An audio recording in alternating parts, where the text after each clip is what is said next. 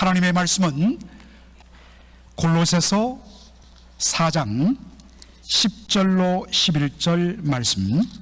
나와 함께 갇힌 아리스타고와 바나바의 생질 마가와 이 마가에 대하여 너희가 명을 받았음에 그가 이러거든 영접하라. 유스도라 하는 예수도 너희에게 문안하니 저희는 할례당이라. 이들만 하나님 나라를 위하여 함께 역사하는 자들이니 이런 사람들이 나의 위로가 되었느니라. 아멘. 오늘 저는 골로새서 4장 10절로 11절을 본문으로 They have been a comfort to me, 그들이 나에게 위로가 되었다라는 제목으로 말씀을 전하고자 합니다. 2014년, 그러니까 벌써 9년 전이네요. 2014년 5월 초에 중국 단기 선교를 간 적이 있습니다. 그래서 그곳에서 아주 비밀리에 북한 선교를 하시는 선교사님과 함께 압록강, 두만각 그 유역들을 다 다니면서 탈북한, 또한 그곳에서 비밀리에 그렇게 말씀 공부, 신학 공부를 하고 있는 분들을 만났습니다. 그들을 위하여 기도하고 북한 땅을 바라보면서 바로 철조망 앞에서, 그 국경 앞에서 기도하고, 그리고 산속에 들어가서 이틀 동안 그 어떤 면에서는 지하신학교죠. 몇 명을 앉혀놓고 이틀 동안 집중 신학 교육도 한 적이 있습니다. 하나님께서 저희 교회에 막 부어주시는 은혜가 너무 커서 내년 즈음에 우리 교회 선교의 그 단위가 확 더 커지고 늘어날 때에 정말 내년에는 한번 단기 선교를 그곳으로 한번 갔으면 한다 하는 그러한 기도의 제목을 가지고 있습니다. 그 선교사님께서 저한테 여러 가지 이야기를 해주시는데 한 가지 제 마음에 확 와닿는 이야기가 있었습니다. 목사님, 북한에서 타이레놀은 만병통치약으로 그렇게 불려갔고 북한을 오고 들어가는 분들이 항상 요구하는 것이 타이레놀을 한 병을 준비해달라고 한답니다. 여러분, 미국에서는 어디서나 타이레놀을 쉽게, 그것도 싼 값으로 구입합니다. 더 싸게 구입하는 방법은 이름만 다를 뿐 타이레놀과 똑같은 진통 성분을 가진 약은 훨씬 더 싸게 구입할 수 있습니다. 손쉽게 구입하다 보니까 각 가정마다 100알씩 150알씩 큰 통에다 담고 조금만 몸살이 나도, 조금만 머리가 아프지도 않는데 아픈 것 같은 느낌이 살짝 들어도 우리는 쉽게 약을 먹습니다. 그런데 여러분, 우리 여기 약사 권사님도 계시는데 처음에는 잘 듣다가 나중에는 두통이 나서 먹어도 금방 효과가 나지 않습니다. 왜냐하면 이미 내성이, 이 톨러런스, 내성이 생기기 때문입니다. 그런데 북한에서는 몸이 아파도 먹을 수 있는 약이 거의 없습니다. 그러다 보니까 완전히 몸이 백지 상태에서 타이레놀 한 알만 딱 먹어도 금방 효과가 나타나서 배가 아프면 배가 낫고 머리가 아프면 머리가 낫고 콧물 나다도 콧물이 뚝 그쳐버린다는 겁니다. 그래서 그분들에게 타이레놀은 만병통치 약으로 불린다는 것입니다. 여러분, 보통 우리가 진통제, 그것도 아주 효과가 좋은 진통제를 보통 의사들이 페인킬러라고 그렇게 말을 합니다. 페인킬러, 고통을 죽여버린다는 거죠. 그런데 사실은 진통제의 원래 정확한 용어는 바로 이것입니다. 파라고릭. 여러분, 타이레놀이나 이런 진통제 종류를 사서 자세히 보면 파라고릭이라고 되어 있습니다. 이게 진통제란 말의 의학 용어입니다. 그런데 이 파라고릭이라는 이 진통제란 말이 파레고리아 헬라어에서 그대로 따온 단어입니다.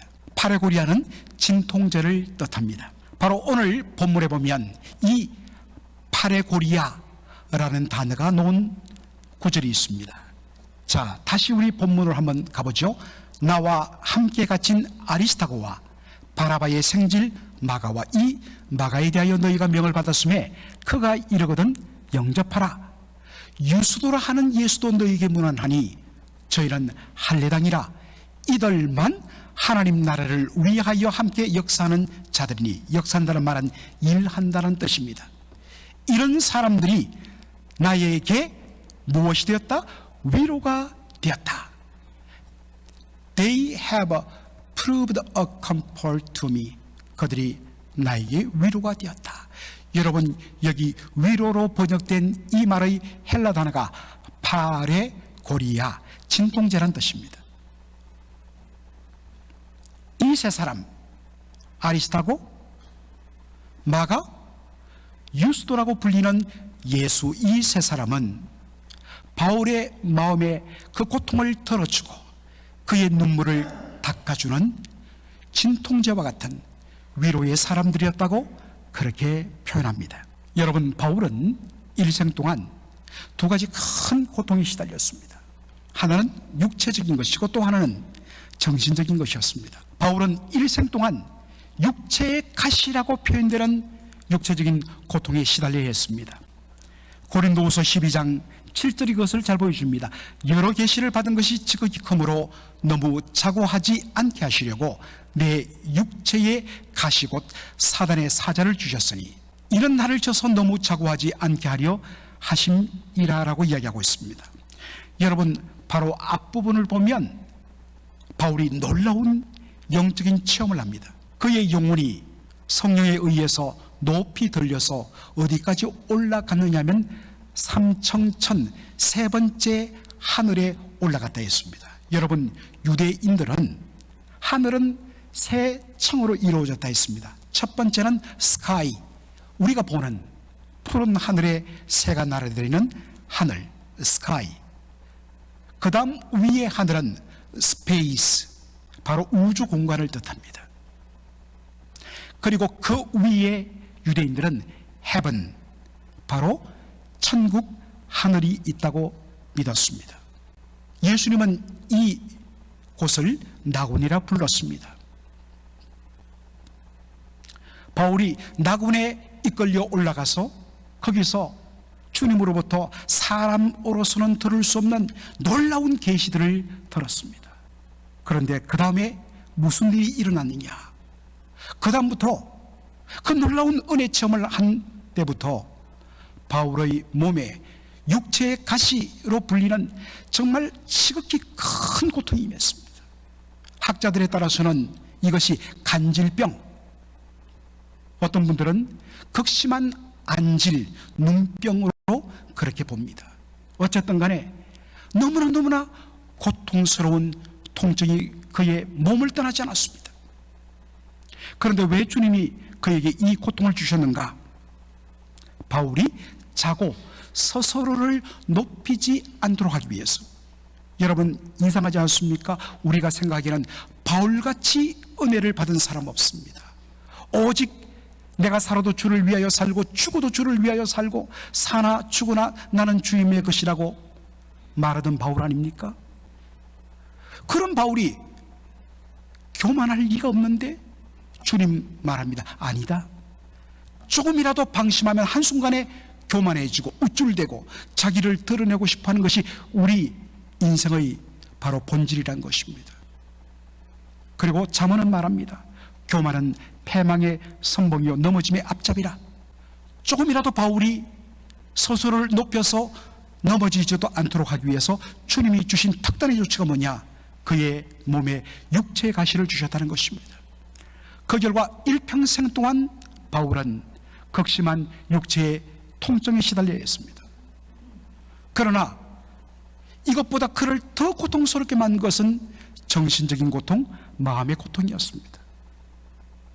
바울은 사람들, 특별히 자신의 동족 유대인들로부터 철두철미하게 외면당하고 배척당하는 고통을 겪어야 했습니다.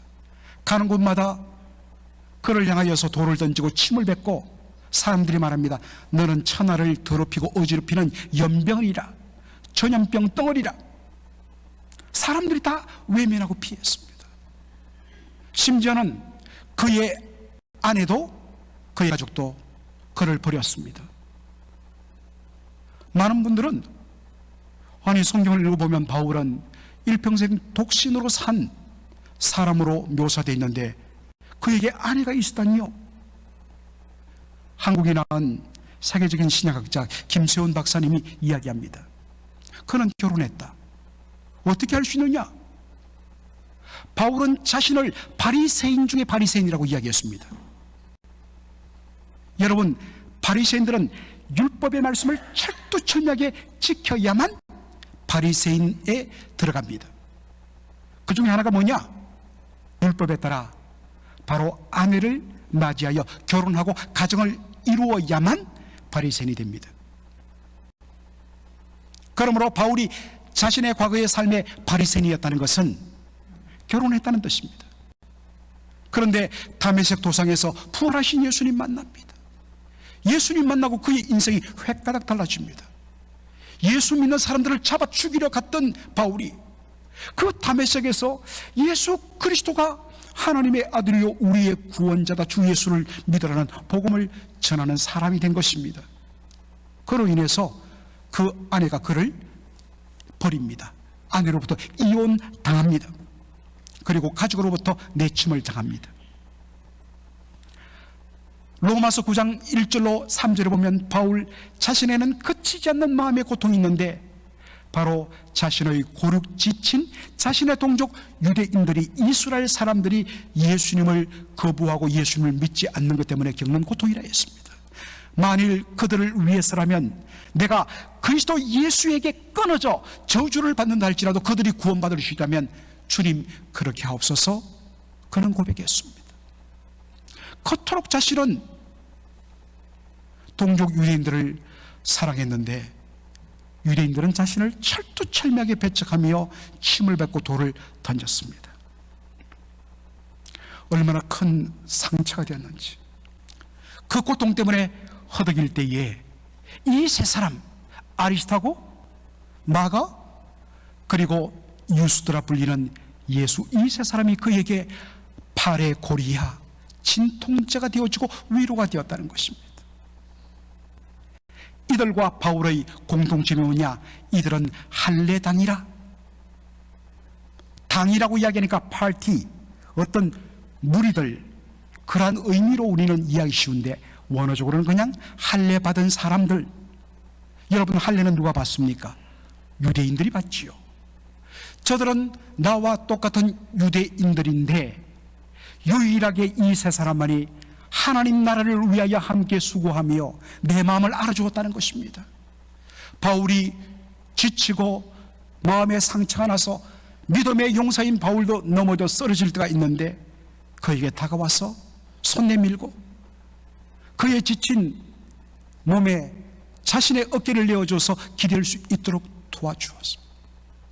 그래서 이 세 사람을 만나면 다시 힘을 얻고 위로를 얻고 일어설 수 있었다고 말하면서 이들은 나에게 팔의 고리야 그렇게 말합니다. 성도 여러분, 여러분이라는 노래가 있습니다. 1979년 제가 중학교 1학년 때로 기억하는데 토요일날 흑백TV MBC 방송에서 서울국제가요제 거기에 가수 윤복희, 지문 권사님이 되셨죠. 그의 오빠 윤항기, 그 이후로 미국에 와서 목사님이 되셨죠. 윤항기 목사님이 작사 작곡한 이혼하고 절망 가운데 빠져있던 여동생 윤복희를 위하여 직접 작사 작곡한 노래가 바로 여러분입니다.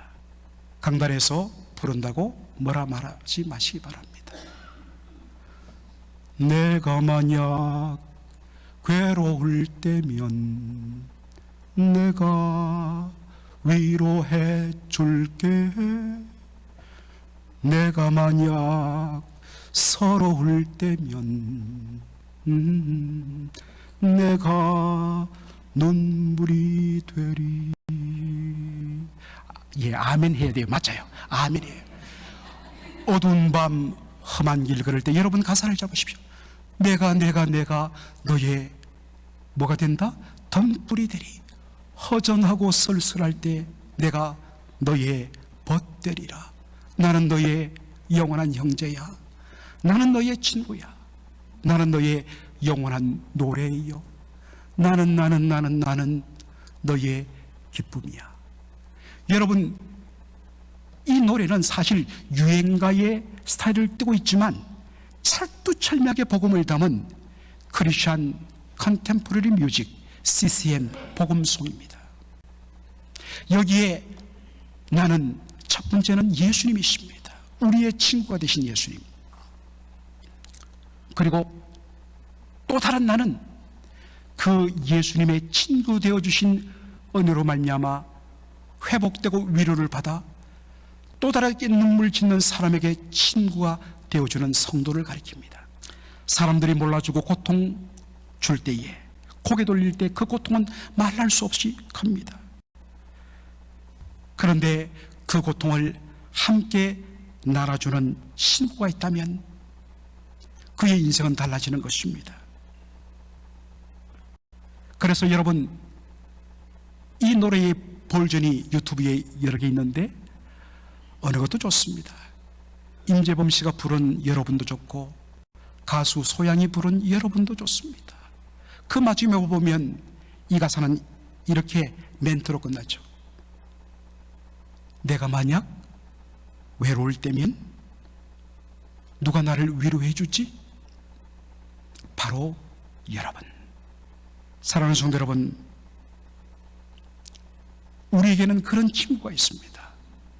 바로 예수님이십니다. 예수님께서 잡히시기 전날 밤 제자들에게 말합니다. 사람이 친구를 위하여 자기 목숨을 버리면 이에서 더 큰 사랑이 없나니 너희가 나의 명하는 대로 행하면 곧 나의 친구라. 예수님은 우리를 친구 삼아주시고 우리를 위하여 자기 목숨까지 내어주신 분이십니다. 그러므로 예수 그리스도가 우리의 친구가 되는 이상 우리는 어떠한 역경에서도 어떠한 어려움에서도 우리는 일어설 수 있습니다. 그런데 주님 말씀하십니다. 부탁하십니다. 내가 너의 친구가 되어주고 너를 위해 내 목숨을 아끼지 않고 내어줬다. 이제는 네가 또 다른 어떤 사람의 친구가 되어줘야 된다. 그의 눈물이 되어주고 그의 위로가 되어줘야 된다고 주님 말씀하십니다. 괴로울 때 위로해주고 서러울 때 눈물이 되어주는 친구, 어두운 밤 험한 길을 걸을 때 등불이 되어주는 친구. 여러분, 이런 친구가 있는 사람은 결코 외롭지 않습니다. 넘어지지 않습니다. 여러분, 그러한 친구를 가지고 계십니까? 동시에 여러분은 그런 사람을 위하여 그의 친구가 되어 주고 계십니까? 저는 바로 이것을 가장 잘 훈련하는 공간이 우리 구역 모임이라고 생각합니다. 구역을 그렇게 편성하고 몇몇 구역장들이 저한테 얼마나 불평을 하는지, 아유 정말 큰일 났어요. 못하겠어요. 그래서 정말 못하는 줄 알았어요. 조마조마한 마음으로 우리 첫 번째 구역 끝마치고 기다렸다가 5시부터 모든 구역장님들에게 전화를 다 돌렸어요. 근데 놀랍게도 한결같이 환호성을 지르면서 막 흥분해서, 목사님 오늘 첫 번째 구역 모임 이렇게 은혜를 줄 몰랐어요. 목사님 너무 좋은 사람들 다 보내주셔서 고마워요. 몇 주 전에는 그 사람들 안 된다고 저한테 투정했던 사람들이 주의 은혜가 임하니까 저는 여러분에게 부탁합니다. 정말 구역 식구들이 똘똘 뭉쳐서 누가 아프면 함께 기도해주고 함께 전화해주고 카톡 날려주고 바리바리 국을 끓여서 갖다주고, 정말 구역 식구들이 똘똘 뭉쳐갖고 서로의 친구가 되어주고 눈물을 닦아주고 어두운 밤 험한 길을 갈 때에 그에게 등불이 되어주는, 그래서 그 회복된 구역들이 전부가 모여 우리 맥클린 교회가 되기 때문에 우리 맥클린 한인장로교회 정말 모두가 서로에게 친구가 되어주고 모두가 서로에게 눈물을 닦아주는, 위로가 되어주는 그러한 교회. 그래서 수많은 사람들이, 상처받고 지친 영혼들이, 그래서 그 놀라운 따뜻한 온기를 그들이 느끼고 몰려들어와 회복되어 그들도 또 다른 사람에게 어깨를 내어주는 친구가 되어주는 교회. 그런 의미에서 우리 교회가 하나님 부어주시는 차고 넘치는 은혜의 공동체, 성장하는 공동체가 될 줄로 믿습니다. 이 세 사람에 대하여서 바울이 자세히 설명하지 않습니다. 그런데 여러분, 오늘 본문에 보면 괄호가 나옵니다. 괄호. 아리스타고를 이야기하고 마가를 이야기하다가 갑자기 바울이 잠시만 괄호를 열고 이 사람에 대해서는 너희가 영접하라 라고 그렇게 말을 합니다. 여러분, 마가가 누구일까요? 바울은 마가를 바나바의 생질 마가로 그렇게 표현합니다. 우리 한글 성경에는 바나바의 생질, 조카로 되어 있습니다. 네피오로 되어 있습니다. 그런데 영어 성경을 보면 거의 모든 영어 성경은 Mark, the cousin of Barnabas, 바나바의 cousin, 사촌이라 되어 있습니다. 뭐 이게 족보가 중요한 건 아니지만은 정확한 것을 말하자면 헬라어 원어 성경을 보면 사촌이라고 되어 있습니다. 그것이 맞습니다. 그런데 여러분, 바울이 이 마가에 대하여 너에게 부탁을 하는데 그가 이러거든. 어디에? 골로새 교회에 지금 갈 텐데 거기 가면 그를 영접하라. 여러분, 우리가 신약 성경을 통하여서 바울과 바나바, 바울과 특별히 마가의 관계를, 이전 관계를 알면 영접하라는 말이 놓을 수 없습니다. 혹시라도 그놈이 거기 가거든 문 다 끌어 잠궈라, 내쳐라 라는 것이 맞습니다. 그런데 바울이 마가에 대하여 부탁하는데 그가 이러거든 그를 영접하라. 사도행전 13장을 보면 하나님께서 안디옥 교회에 명령을 주십니다. 성령을 통하여서 너희 가운데 너희의 담임 목자인 바나바와 바울을 세워서 선교사로 파송하라. 너무나 힘든 일이었지만 성령의 음성에 순종해서 바울과 바나바, 그들의 목회자들을 선교사로 파송합니다. 얼마나 긴장되었겠습니까? 바울과 바나바 두 사람이 가는 것이 아니라 여러 사람의 선교팀을 구성해서 갔습니다. 그들이 제일 먼저 첫 번째 발을 내디딘 선교지, 그것이 밤빌라의 버가였습니다. 그런데 거기에서 무슨 일이 나느냐? 13절입니다. 바울과 및 동행하는 사람들이 바보에서 배 타고 밤빌라에 있는 버가에 이르니, 요한은, 이 요한이라는 말은 마가 요한을 뜻합니다.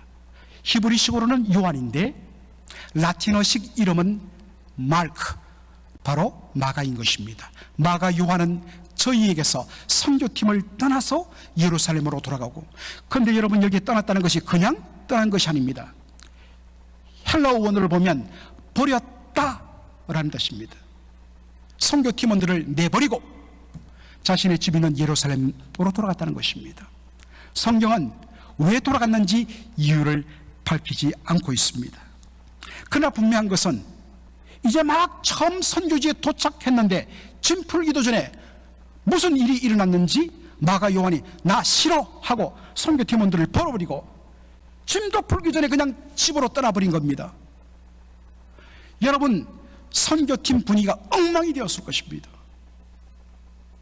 그 순간에 바울의 머릿속에 각인된 마가의 이미지는 저놈은 절대로 함께할 사람이 아니야. 한마디로 바울에게 찍혀버린 것입니다. 여러 가지 우여곡절과 고난이 있는 가운데서도 1차 선교 여행이 성공적으로 마쳤습니다. 그래서 그들의 본부격인 안디옥교로 돌아와 선교 보고하고 시간이 이제 흘렀습니다. 다시 제2차 단기 선교 여행을 그들이 준비하면서 떠나는데 바나바와 바울 간에 심각한 다툼이 일어납니다. 사도행전 15장 37절 이하에 보면 바나바는 마가라 하는 요한도 데리고 가고자 하나 바울은 밤빌리아에서 자기들을 선교팀을 떠나서 한 가지로 일하러 가지 아니한 자들을 데리고 가는 것이 옳지 않다요. 서로 심히 다투어 피차 갈랐으니 바나바는 마가를 데리고 배 타고 구브로로 가고 바울은 실라를 택한 후에 형제들에게 주의 은혜의 부탁함을 받고 떠났다 했습니다. 바나바는 한 번 더 기회를 주자. 자신의 사촌 동생이기 때문에 그런 것이 아니라 아직 철이 없어서 젊어서 실수한 것이니 한 번 더 기회를 주자. 원래 바나바의 성품이 그랬습니다. 그런데 바울은 지난번 밤빌리아 사건을 떠올리면서 저 사람은 절대로 함께할 수 없어. 한 번 배신한 인간은 또다시 배신해. 끝까지 반대합니다. 그래서 이 일로 이 바나바와 바울 이 두 사람이 심하게 다투어 피차 갈라섰다 했습니다. 여러분, 여기에 갈라섰다는 이 말의 정확한 번역을 하면 디보스, 이 단어는 부부가 갈라서 이혼할 때 쓰는 단어입니다. 한 몸이 되어 살던 부부가 어떤 이유이든지 간에 이혼해서 남남이 될 때 그 고통은 말할 수 없는 것입니다. 그렇게 되면 서로 영영 남남이 되는 것입니다. 그로부터 10년이 지났습니다. 놀라운 변화들이 일어났습니다. 바울이 이 마가에 대하여서 그가 이러거든 영접하라 라고 이야기합니다. 그리고 그가 죽기 몇 달 전에 마지막으로 쓴 디모데후서 4장에 보면 디모데에게 이렇게 말합니다. 다 나를 떠나고 누가만 남았다. 참 외로웠어요. 그러면서 부탁합니다. 네가 나에게 바로 면회 올 때에 마가를 데리고 나에게 와라. 저는 나의 일에 너무나 유익하고 소중한 사람이다. 성령께서 그 10년 동안의 기간 동안 바울과 마가의 마음을 각각 변화시키고 다루시고 성숙해 만드셨습니다. 바울은요, 굉장히 정의감이 불탄 사람이었습니다. 그래서 조금만 실수하고 부족해도 용납지 못했습니다. 칼 같았습니다. 그런데 그 10년의 기간이 지나는 동안 우리 주님께서 그의 마음을 허물허물하게 만들어주시면서 허물이 있고 부족한 사람도 품고 너그리 대해주는 그러한 성품이 되었습니다. 그 철없던 마가 요한, 조금만 마음에 안 들면 내던지고 못한다고 도망치던 그 마가 요한, 정말 교회에 없어서는 안 될 신실한 유익한 존재가 되었습니다. 특별히 그를 그렇게 만들도록 쓰임받은 사람이 베드로입니다. 베드로를 만나면서 완전히 마가의 인생이 달라졌습니다. 그래서 마지막에 베드로가 마가와 함께 목회했던 것이 로마 교회입니다. 그리고 그 로마 교회 성도들을 위하여, 고통과 핍박받는 성도들을 위하여 최초로 쓴 복음서가 뭐냐? 마가복음입니다. 긴 안목으로 보면 하나님께서 바꿔주십니다. 어제도 저희 집에서 제가 좀 하나 실수를 했어요. 그냥 다 받지 못해갖고 제가 조금 실수를 했어요. 그래서 제 처한테 잔소리를 들었습니다. 옛날 같았으면 시끄럽다 하고 말 건데 묵묵히 들었습니다. 맞더라고요. 물론 아직 멀었는데 조금씩 철이 나는 것 같아요. 사실 제가 부족한 건 뭐냐? 긴 안목으로 보면 아이들은 아직도 20대 초반, 10대 후반 얼마든지 변화되고 성장할 수 있는데, 어른의 입장에서, 그들보다 성숙하다고 하는 어른의 입장에서 바라보니까 부족하거든요.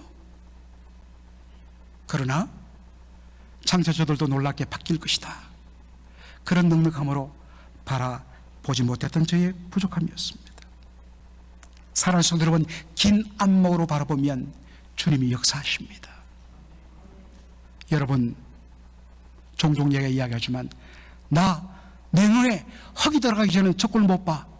여러분, 옆에 있는 분들이 그분 눈에 흙을 좀 넣어주세요. 그래서라도 우리가 품어줘야 됩니다. 용납과 품어줌과 기다림 속에 마가 요한이라는 귀한 보배가 나오게 되는 것입니다. 우리 교회 성도 여러분, 못마땅한 분들이 옆에 있을 거예요. 보일 거예요. 그러나 그때 나도 옛날에는 은혜 받지 않고 정말 아기 수준일 때는 나도 저랬어. 그런데 주의 은혜로 내가 이렇게 변화되었어. 기다려줌과 넉넉함과 관대함으로 그때마다 그분을 주님께 맡기고 기도해 주면서, 그리고 여러분 이 가운데 자신이 분명히 아직도 부족하고 연약함을 느끼는 분들이 있을 거예요. 여러분 꼭 훈련 받으셔야 됩니다. 이번 2월 달에 훈련 시작하면 12월 초에 끝나는데 여러분 그 기간을 통하여서 시작 때와 마치는 때가 완전히 달라질 겁니다. 그렇게 변화된 성도들이 한 마음이 되어서 친구가 되어주고 용납하고 품어갈 때 정말 우리 맥클린 한인 장로교회에 하나님의 나라가 이 가운데 임할 줄로 믿습니다. 아멘. 기도하겠습니다. 아버지 하나님, 은혜와 사랑을 감사드립니다.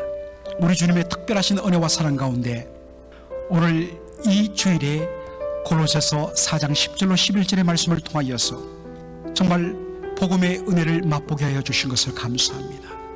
예수님께서 우리의 친구가 되어주시고 우리를 위하여 자기의 목숨을 내어주시는 그 은혜로 말미암아 살게 된 우리들, 이제는 우리가 그 누구의 친구가 되어주었어.